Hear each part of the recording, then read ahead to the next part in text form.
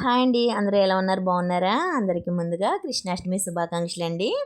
మా ఇంటి దగ్గర ప్రతి సంవత్సరం కృష్ణాష్టమి వేడుకలు చేస్తారండి. చాలా బాగా చేస్తారు.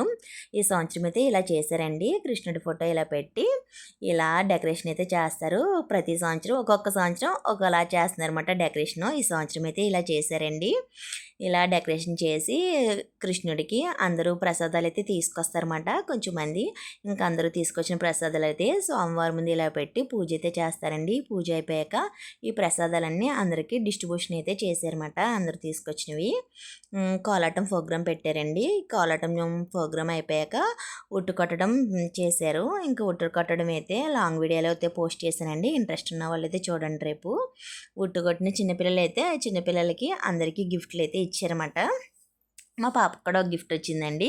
లాంగ్ వీడియోలో చూపిస్తాను. ఇదిగోండి ప్రసాదాలు అన్నీ అయిపోయాక టిఫిన్స్ కూడా పెట్టారు.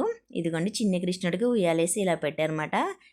ఈ కృష్ణుడు నచ్చితే లైక్ చేయండి. ఇదిగోండి ఇది మా పాపకు వచ్చిన గిఫ్ట్.